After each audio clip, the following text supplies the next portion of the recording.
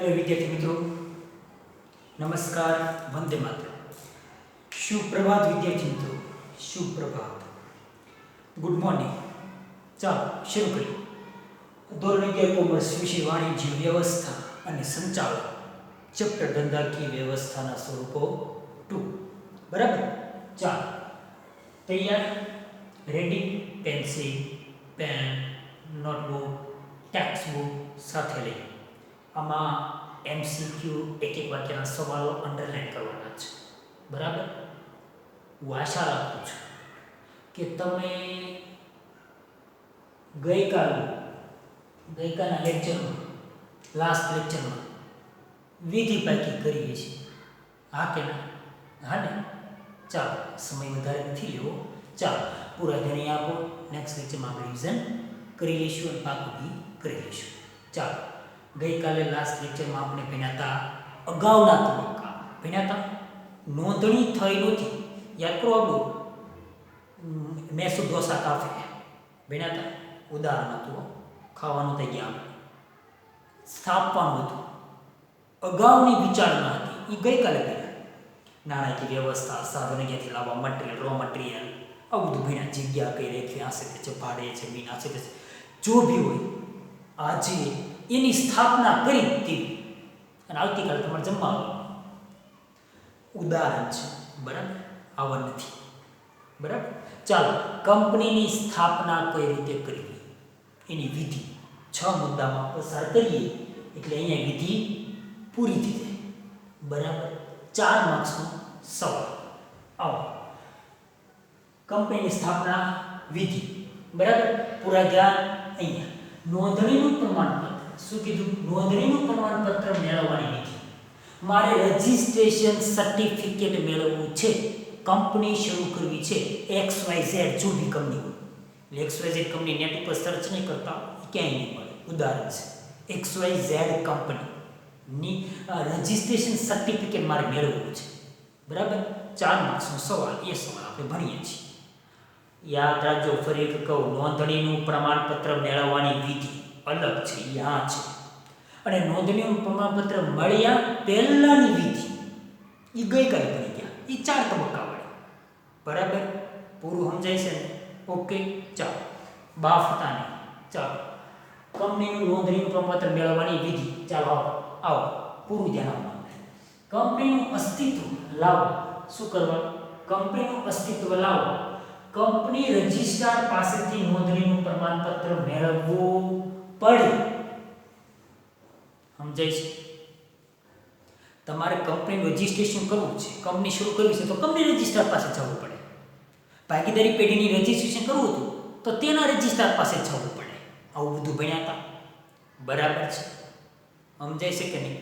તો કંપનીનું રજિસ્ટ્રેશન કરવા માટે કંપની રજિસ્ટ્રાર પાસે જવું પડે. 1 માર્ક્સનો સવાલ એમસીક્યુ આવી શકે.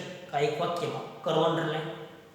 કંપની રજિસ્ટ્રાર પાસેથી નોંધણીનું પ્રમાણપત્ર મેળવવું પડે. જેથી આ નીચેના દસ્તાવેજો કંપની રજિસ્ટ્રાર એટલે કે CR, તમારે ક્યાંય વાપરવા નથી, આવું શોર્ટ વાપરું છું જગ્યાના ભાવે. CR યાની કે કંપની રજિસ્ટ્રાર પાસે સમક્ષ રજૂ કરવા પડે. શું રજૂ કરવા પડે? આ બધા દસ્તાવેજો. સમજાય છે? હું સમજાય છે? આ બધા દસ્તાવેજો ક્યાં રજૂ કરવાના? ક્યાં? કંપની રજિસ્ટ્રાર પાસે. ચાલો, પહેલો મુદ્દો આવેદન પત્ર.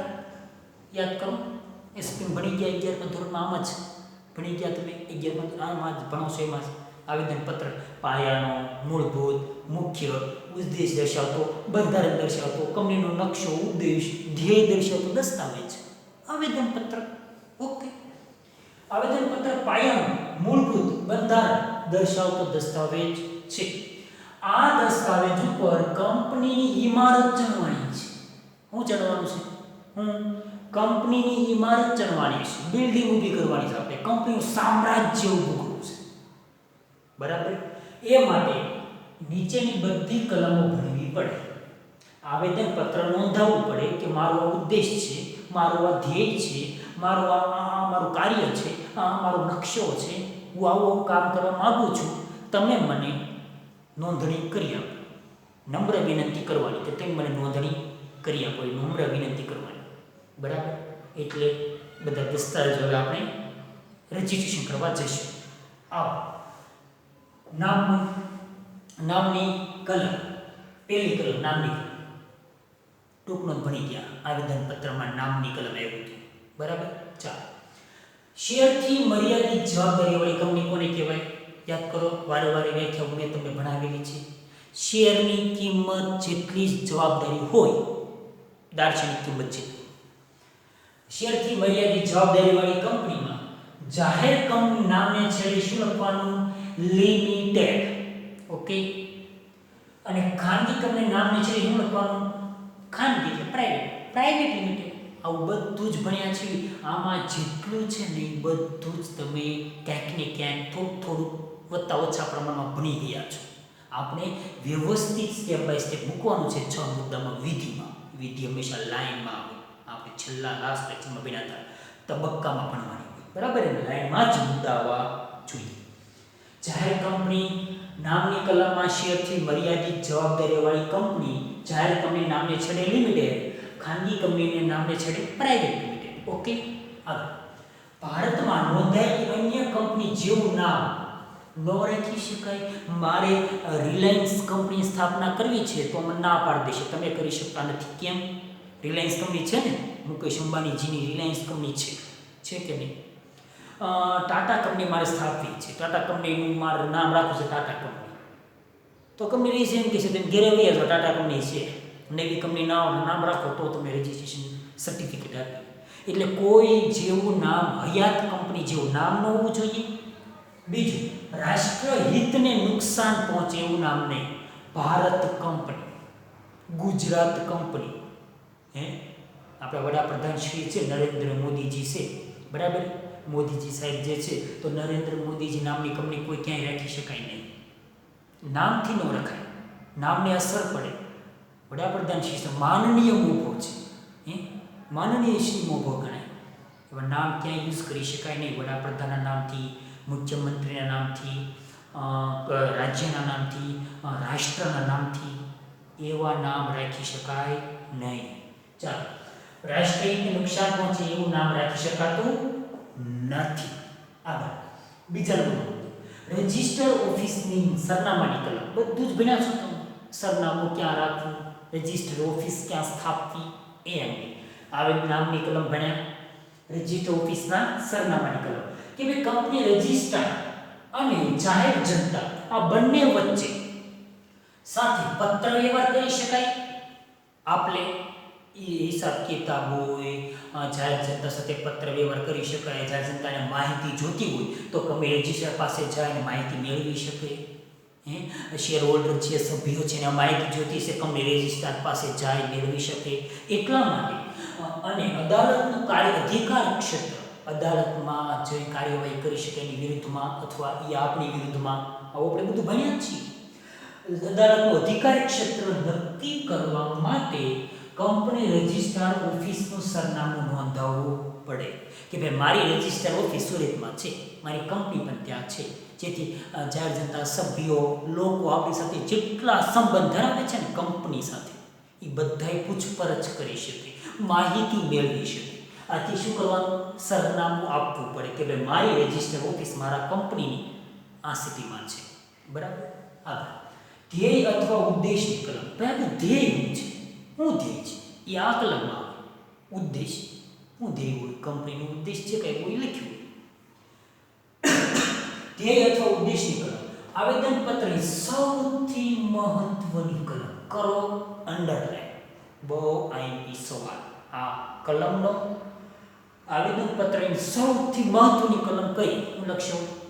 બોલો બોલો. જાગો જાગો ગ્રાહક જાગો. બોલો. મહત્વની કલમ કઈ? ના ધ્યેયની કલમ, ઉદ્દેશની કલમ, લક્ષ્યની કલમ. ચાલો. ધ્યેય અથવા ઉદ્દેશની કલમ. આગળ વધીએ. કંપની ક્યાં ધંધો કરશે, કયો ધંધો કરશે અને એમાં કયો ઉદ્દેશ છે એ આ કલમમાં બતાવવું પડે, જણાવવું પડે. જે ઉદ્દેશ માટે ખાસ ધ્યાનથી સમજજો અને સાંભળજો, અંડરલાઈન કરો. જે ઉદ્દેશ માટે કંપનીની સ્થાપના કરી છે તે સિવાયના ઉદ્દેશ માટે કંપની કાર્ય કરી શકતી નથી. સમજાય છે? જે ઉદ્દેશ માટે મેં ધંધો સ્થાપ્યો સિવાયના કામ કરીશ તો શું થશે? દેશની વિરુદ્ધમાં, સમાજની વિરુદ્ધમાં, પબ્લિક, સમાજ બધાને નુકસાની થવાની નહીં થવાની. આપણે દગો કર્યો કે નહીં? આપણે વફાદારીથી, નિષ્ઠાથી ફરજ નિભાવવાની હતી, એની જગ્યાએ આપણે શું કર્યો? દગો કર્યો. આ દગાબાજ બનવાનું નથી. ચાલો, જે ઉદ્દેશ માટે કંપનીની સ્થાપના કરી છે તે સિવાયના ઉદ્દેશ માટે કંપની કામ કરી શકતી નથી. આગળ, જવાબદારીની કલમ. જવાબદારી શું હોય? ભાઈ મર્યાદિત જવાબદારી, અમર્યાદિત છે, બાંયધરી છે, એ લખવાનું. બીજું શું હોય? બીજું ચાલો, મર્યાદિત છે, અમર્યાદિત છે, બાંયધરીથી મર્યાદિત છે, તેનો ઉલ્લેખ કરવો પડે.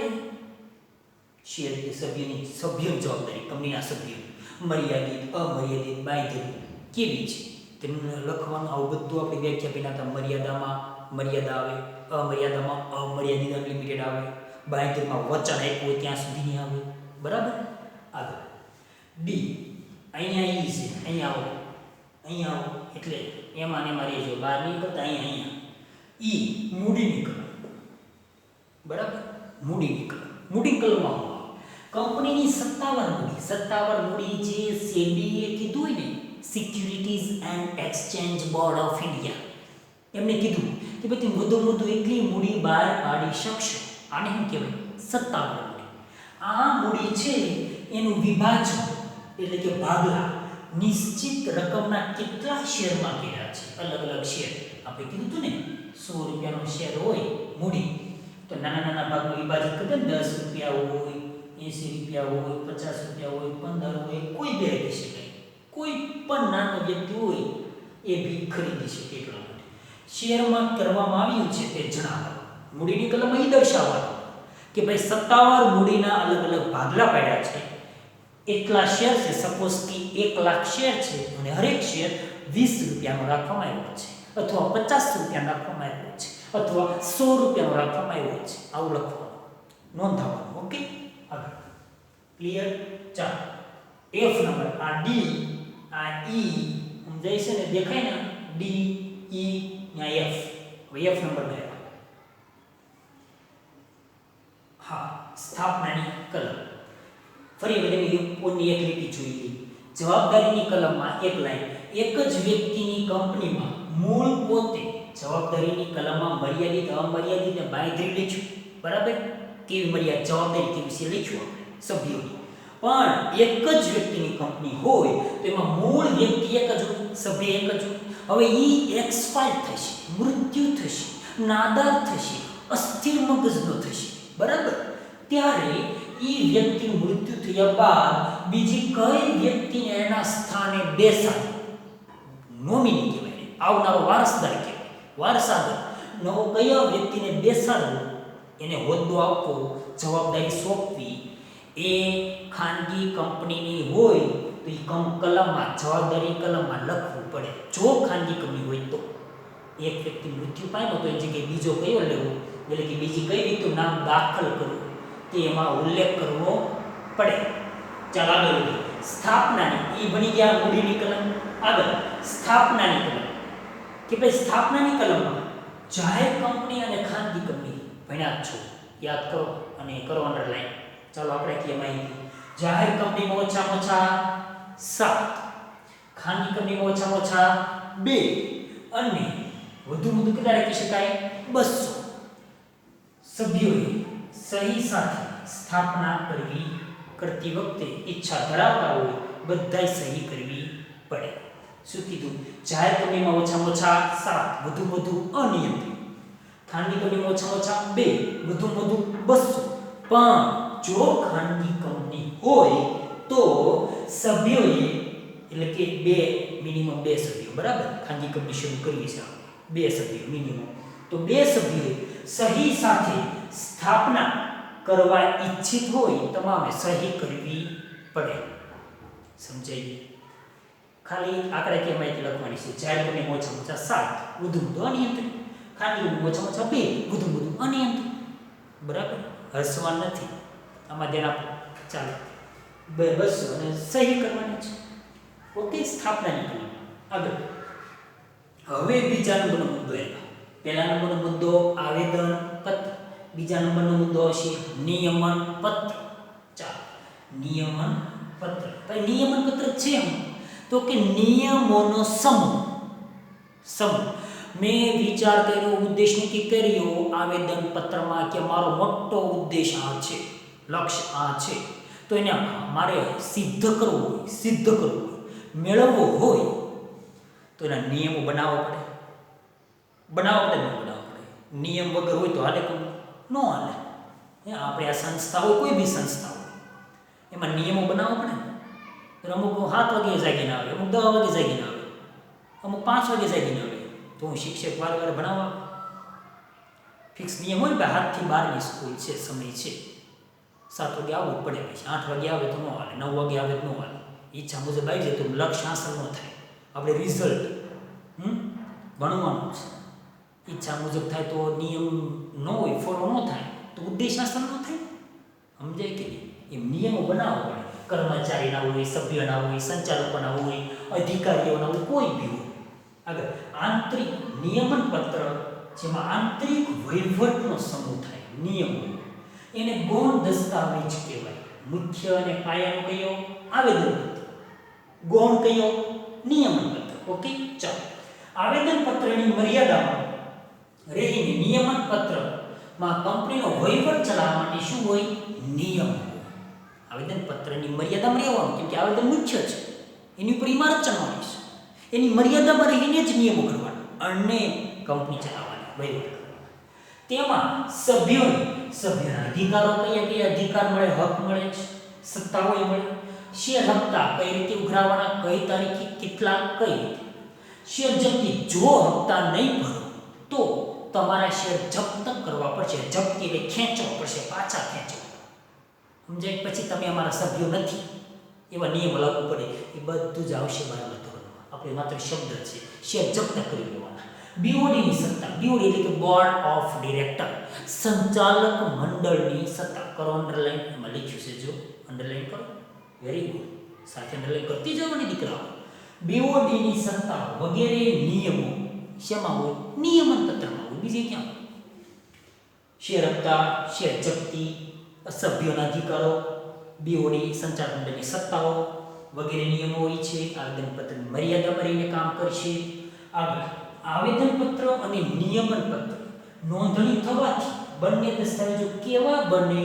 તો હું લખશો જાહેર બને. કરો અંડરલાઈન, જાહેર દસ્તાવેજ બને. બરાબર? ચાલો ત્રીજા નંબરનો મુદ્દો, ભાઈ સંચાલકોની યાદી. ભાઈ આપણી કંપનીમાં કેટલા સંચાલકો બનવાના છે? બધાના નામ સરનામા લખવા પડશે ને ભાઈ. બધે જવા ઉચ્ચ સત્તા, સર્વોચ્ચ સત્તાને આપવાની છે. કંપનીના મહત્વના ડિસિઝન, નિર્ણયો લેવાના છે, તો એની હિસ્ટ્રી આપણી પાસે હોવી જોઈએ, એનો પરિચય તો લેવો પડે, લખવાનો. સંચાલકોની યાદી, સંચાલક તરીકે કામ કરવા માટે તૈયાર હોય તેવી વ્યક્તિઓની યાદી, તેમના નામ, તમામ સંચાલકોના નામ અહીંયા આવે. પહેલા અહીંયા આવવા માટે નામ, સરનામા, ક્યાં ક્યાં રહે છે સરનામા, ઉંમર, કેવડી ઉંમર છે ભાઈ, વ્યવસાય, ભાઈનો ધંધો શું છે, રાષ્ટ્રીયતા, ઇન્ડિયન છે, પાકિસ્તાની છે, કયો છે, એટલે ગમે દેશની વાત છે, ઓસ્ટ્રેલિયન હોય, અમેરિકન હોય, ઇન્ડિયન હોય, કોઈ પણ હોય. રાષ્ટ્રીયતા, કંપની રજિસ્ટ્રારની સામે શું કરવાનું? નોંધણી કરવાની. નામ, સરનામા, વ્યવસાય, ઉંમર, ફોન નંબર, એના ધંધો, વ્યવસાયની સત્તાઓની કઈ કઈ સત્તાઓ આપવામાં આવી છે, બધું કંપની રજિસ્ટ્રારની સામે જવાનું. કંપની રજિસ્ટ્રારની સામે ગયા અને લખાવાનું, નોંધણી કરવાની. આગળ આ સંચાલકોની યાદી લખી. કંપનીમાં સંચાલકોમાં ઓછામાં ઓછી એક મહિલા, સાંભળજો ફરી વખત, અતિ આઈપી સવાલ કરો અંડરલાઈન, બોક્સ કરો, અહીંયા 1 નંબરના બોક્સ. ઓછામાં ઓછી એક મહિલા સંચાલક હોવી જોઈએ અથવા જરૂરી છે. હવે નવો નિયમ આવી ગયો એ સંચાલકમાં એક સંચાલક મહિલા હોવી જ જોઈએ. આ નિયમ 2013 થી આવ્યો. કેમ ભાઈ? તો કે ભાઈ મહિલાઓ છે બરાબર, એમના જે પ્રશ્નોને વાચા આપવા એટલે કે એના પ્રશ્નો સોલ્યુશન કરવા માટે એક મહિલા ફરજિયાત છે, મહિલા હોવી જ જોઈએ. આવું કંપની ધારો કે છે 2013. બહુ આઈપી સવાલ છે વિદ્યાર્થી મિત્રો, ફિટ કરી નાખો મગજમાં. ઓછામાં ઓછી એક મહિલા, ઓછામાં ઓછી એક મહિલા, ઓછામાં ઓછી એક મહિલા. શેમાં? કંપનીમાં. કંપનીના સંચાલકોમાં એક મહિલા, બીજે ક્યાંય આમાં કંપનીના સંચાલકોમાં એક મહિલા હોય છે. આગળ ચોથા નંબરનો મુદ્દો આવો, સંચાલકોની લેખિત સંમતિ. હવે સંમતિ આપવાની, સોગંદ લેવાના. કે ભાઈ અમે સંચાલક બનવા માંગીએ છીએ, અમને કોઈ વાંધો નથી, અમે રેડી છીએ. સોગંદ તો લેવા પડે ને, વચન આપવું પડે. આપણે આખી કંપનીનું સામ્રાજ્ય આપણા અંડરમાં કામ કરશે, એટલે કે આપણે એના ડિસિઝન લેવાના છે. મહત્વના સર્વોચ્ચ સત્તા આપણે મળશે. સભ્યોએ આપણને ચૂંટ્યા છે અને આપણે એના પ્રતિનિધિ તરીકે કામ સેવા આપવાની છે, મગજનું કાર્ય કરવાનું છે. તો ભાઈ વચન તો આપવું પડે. ચાલો સમજી, જેમનું નામ સંચાલક તરીકે દર્શાવ્યું હોય, સંચાલકમાં જેના નામ લીધે બધા, તેઓ સંચાલક તરીકે કામ કરવા તૈયાર છે તેવી બાંયધરી, તેવી સંમતિ, તેવું વચન, લેખિત સંમતિ આપવી પડે. કોને? કંપની રજિસ્ટ્રારને. ઓકે, કરો અંડરલાઈન. સંમતિ આપવાની છે કે તૈયાર છે કામ. અન્ય કંપનીમાં હિત અંગે જાહેરાત. ભાઈ આ લોકો સંચાલક સમજે ને, એટલે આપણે એની સંચાલકો અન્ય કંપનીમાં કામ કરે છે કે નથી કરતા, અથવા બીજી કોઈ સેવા નિભાવે છે કે નથી નિભાવતા, એ દર્શાવો. ચાલો, કંપનીના સંચાલકો હોય, મેનેજર લોકો હોય, અધિકારીઓ કે સેક્રેટરીઓ હોય, કંપની સેક્રેટરી, અને ભરણું ભરનાર વ્યક્તિ હોય. કયું ભરણું? જાહેર ભરણું. જે શેર બહાર પાડવી ને એનું ભરણું આવે, એટલે પૈસા આવે કંપનીમાં. આ ભરનારો વહીવટ કરનાર વ્યક્તિ એ અધિકારી. જો બીજી કંપની સાથે હિત કે સેવા ધરાવતી હોય તો તે અંગેનું નિવેદન, તે અંગેની લેખિત સંમતિ, તે અંગેનું સર્ટિફિકેટ આપવું પડે. સમજાય છે? હસવા નથી. ચાલો ધ્યાન આપવું પૂરા. મેનેજર, સંચાલકો, સેક્રેટરી, ભરણું ભરનાર બધા વ્યક્તિ પૂરા સિરિયસ ધ્યાન આપજો અહીંયા, તો સમજાય. કેમ કે કાયદાઓ છે બધા. હિત સંબંધ ધરાવતી તો તમામનું નિવેદન આપવું પડે. આ કાયદા પાલનની જોગવાઈ નિવેદન કે બે અમે 1956 બધા જ કાયદાનું પૂર્ણ રીતે પ્રામાણિકતાથી પાલન કર્યું છે. આવું નિવેદન આપવાનું. વિચારો, બધું જ કંપની છે ભાઈ. આ કઈ પાણીપુરી લારી તો છે નહીં, વડાપાવની લારી તો છે નહીં કે ભાઈ કોઈ ભાઈ મંજૂરી લેવા ન જવી પડે. આમાં બધું લાંબી પ્રોસેસ આવે, પછી મંજૂરી આપે ન આપી આપણે આમાં ભણીશું. ચાલો, નિવેદન કાયદા પાલનની જોગવાઈ. નોંધણી માટેની તમામ કાયદાઓનું પાલન કરવામાં આવ્યું છે તેવું નિવેદન. બધા જ કાયદાઓ પૂરી પ્રામાણિકતાથી પાલન કર્યું છે, આવું નિવેદન. નિયત ફોર્મ, એનું જે ફોર્મ આવે ફિક્સ, એનો શેરી આવે, ઢાંચો આવે, ફોર્મ આવે, એમાં બધી વિગતો ભરવાની. કંપની રજિસ્ટ્રાર સમક્ષ નોંધાવું. આ બધું ક્યાં નોંધાવા જાય છે? Company register. કેમ ભાઈ? આપણે લાયસન્સ કોણ આપશે? કંપનીનું. કંપની શરૂ કરવાનું લાયસન્સ આપશે કોણ? Company register. તો ત્યાં જવાનું હોય ને, સ્વાભાવિક છે. ચાલો 6 મુદ્દા ભણીએ. પહેલેથી ધ્યાન આપજો. આવેદન પત્ર, એમાં કલમ કઈ? નામની કલમ, રજિસ્ટર ઓફિસના સરનામાની કલમ, ધ્યેય અથવા ઉદ્દેશની કલમ, જવાબદારીની કલમ, સ્થાપનાની કલમ. બીજા નંબરનો મુદ્દો નિયમન પત્ર. ત્રીજા નંબરનો મુદ્દો સંચાલકોની યાદી. ચોથા નંબરનો મુદ્દો સંચાલકોની લેખિત સંમતિ. પાંચમા નંબરનો મુદ્દો અન્ય કંપનીમાં હિત અંગેની જાહેરાત. છઠ્ઠા નંબરનો મુદ્દો કાયદા પાલનની જોગવાઈનું નિવેદન. ઓકે, આ લખાઈ ગયું. વિધિ પૂરી થઈ ગઈ. હવે નીચે સમીક્ષા. 4 માર્ક્સમાં સવાલ આવી શકે, ઘણી વખત 5 માર્ક્સમાં પણ આવે છે, બરાબર? એટલે સમીક્ષા નીચે લખવાની, અને સમીક્ષામાં આવું લખવાનું છે.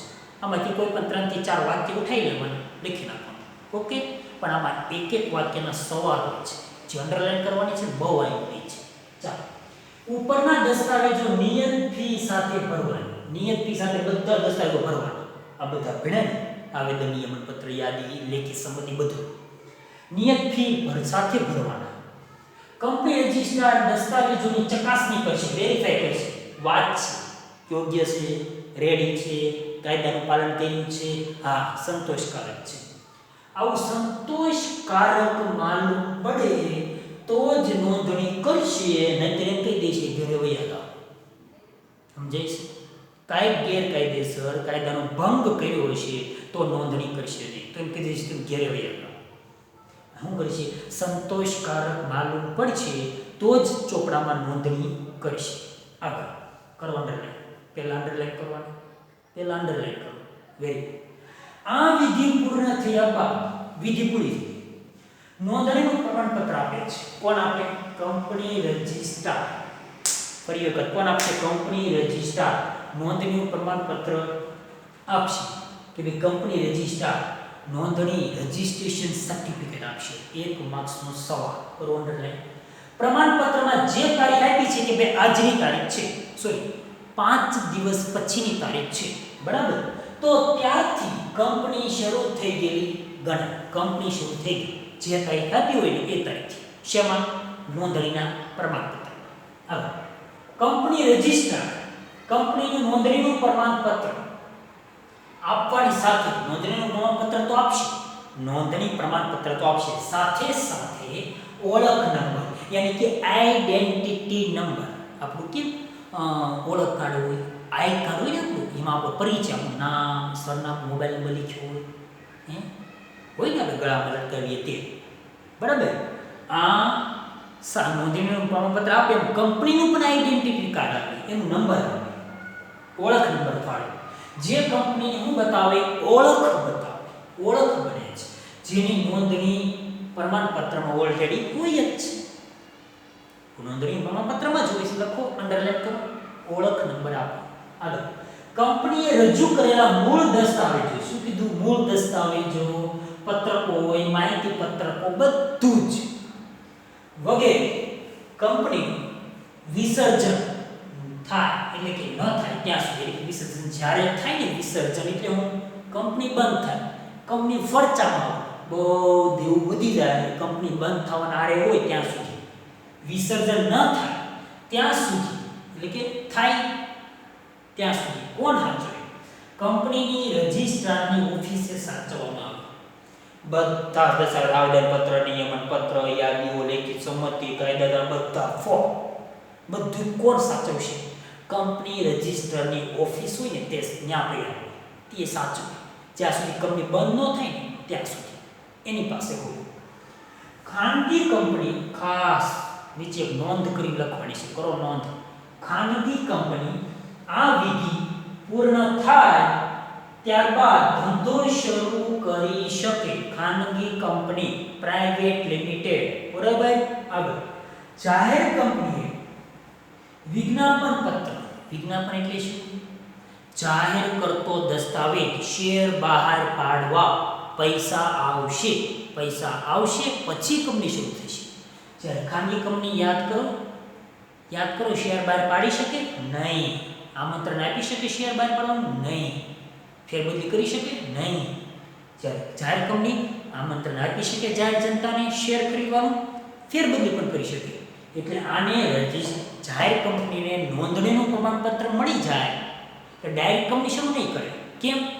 પૈસા લેવાના છે કોની પાસેથી? જાહેર જનતા પાસેથી. શેર બહાર પાડવાના છે, બહાર પાડી લઘુત્તમ ભરવું એટલે ઓછામાં ઓછા 90%. યાદ કરો, આવેદન પત્રમાં આવ્યું હતું લઘુત્તમ ભરણાની ટૂંક નોંધમાં, યાદ કરો, એસપી ની વાત કરું છું. 90% લઘુત્તમ ભરણાની શરતો પૂરી કર્યા બાદ, એટલે 90% પૈસા આવવા જોઈએ, આવી ગયા ઓછામાં ઓછા. ત્યારે શેરની ફાળવણી કરશે કે એટલા શેર આને આપવા, એટલા આને આપવા, એના આને એટલા નથી આપવા, આને એટલા આપવા છે, આમ ફાળવણી કરવાની સભ્યોની, શેર હોલ્ડર ફાળવણી કરે છે. અહીંયા પૂરું થઈ ગયું. જો કરો અંડરલાઈન, ટેક્સ બુકમાં કરી.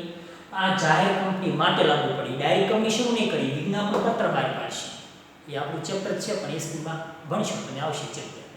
જ્યારે ખાનગી કંપની ડાયરેક્ટ કંપની શરૂ કરી શકે, કેમ કે શેર બહાર પાડવા નથી, ડાયરેક્ટ નોંધણી પ્રમાણપત્ર બરાબર, આવું બધું ભણ્યા હા તો હવે તો આ પાડો ભણ્યા.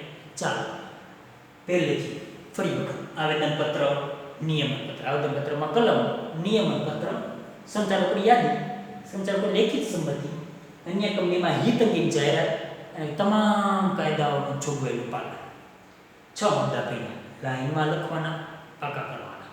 બરાબર. ચાલો વિદ્યાર્થી મિત્રો, આ લેક્ચરને વિડિયો લેક્ચરને આપણે અહીંયા સમાપ્ત કરી. નેક્સ્ટ લેક્ચરમાં આપણે નેક્સ્ટ મુદ્દા વિશે બાબતે ચર્ચા વિચારણા કરીશું. પણ ખાસ નોટબુકમાં લખવું, પાકું કરવું. બરાબર. પરીક્ષા આવશે ત્યારે આપણને સરળ અને બહુ મજા આવશે વાંચવા. બરાબર.